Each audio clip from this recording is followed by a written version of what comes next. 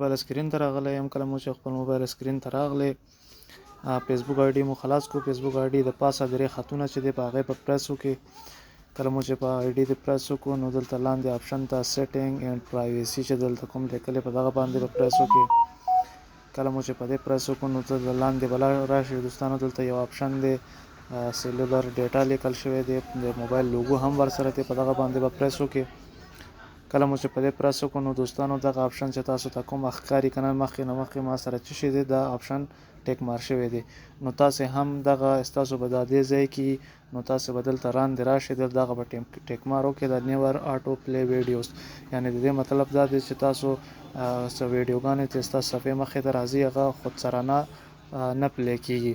نو دې سره به ستاسو ام بي ډیټا چې دی بې ځایه مصرفې کېدو څخه مخنیوی کېږي. اوس راځو واتساپ ته.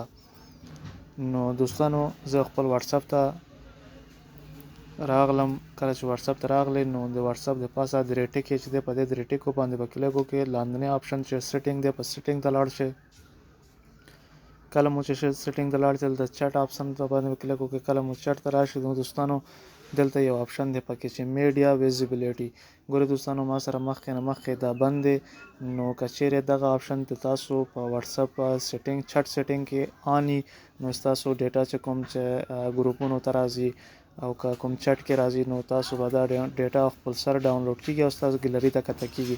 او که چیرې دا آپشن بند وي نو ستاسو ډیټا چې دی په ګیلري ته نه کته کیږي نو تاسو چې کوم یو غواړئ هغه به کته کړي، نور باقي مانده خودسرانه نه کته کیږي. نو دا و د ام بي ډیټا بچ کولو یا بې ځایه مصرف کېدو طریقه.